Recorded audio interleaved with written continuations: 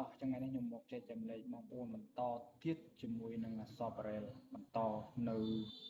អក្សរដ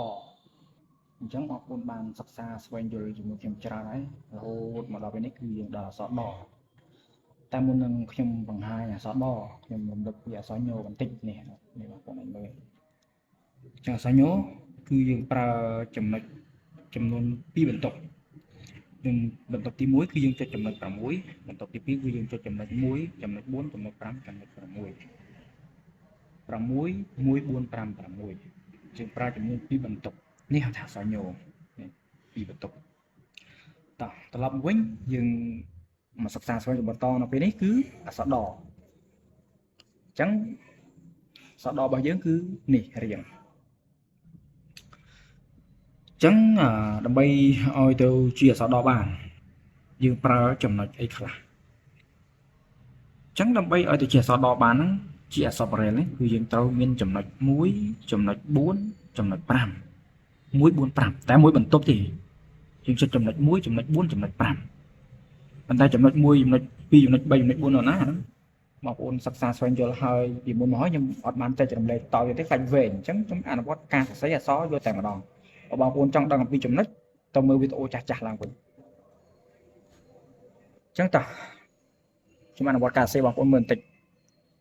នេះឧបករណ៍ slate នេះឧបករណ៍សរសេរអក្សរគឺយើងបែបហ្នឹងមាន slate stylus ហើយនឹងกระดาษរាមនឹងយើងហ្នឹងយើងបត់ជាពីរចូលគ្នាទៅឲ្យរៀងក្រាស់បន្តិចព្រោះអក្សរហ្នឹងតែរៀងស្ដើងគឺអាលុបអញ្ចឹងយើងចាប់ផ្ដើមចុចចំណុច1មកចំណុច1ចំណុច4ចំណុច5អញ្ចឹងយើងចុចអញ្ចឹងរហូតមក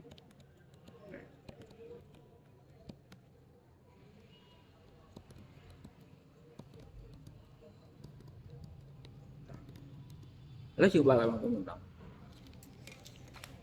អក្សរបារ៉ែលស្រួលរៀនទេបងប្អូនងាយជាងអក្សរភ្លឹងនេះគេហើយយើងស្គាល់ទីតាំងចំណុចច្បាស់គឺងាយបំផុតតើឥឡូវផ្ទៀងផ្ទាត់បន្តិចនេះអញ្ចឹងដៃខ្ញុំខាងស្ដាំនេះចុងដៃខ្ញុំនេះគឺជាអក្សរដនៅលើសៀវភៅពុំសៀវភៅគំរូសៀវភៅនេះចម្លងចេញពីសៀវភៅក្រសួងអប់រំថ្នាក់ទី1អញ្ចឹងយើងបោះពុំទៅជាអក្សរបារ៉ែលហើយអាខាងឆ្វេងនេះគឺខ្ញុំចុចចម្លងតាមមុននឹងមិញហ្នឹងនេះក្រោមនេះអញ្ចឹងអក្សរដអញ្ចឹងមានប៉ុណ្ណឹងសម្រាប់ថ្ងៃនេះចែកចម្លែកបងប្អូនត្រឹមប៉ុណ្ណឹងចោះកុំឲ្យវែងអញ្ចឹងអក្សរដរបស់យើងសរុបមកវិញគឺយើងត្រូវប្រើចំណុច1ចំណុច4ចំណុច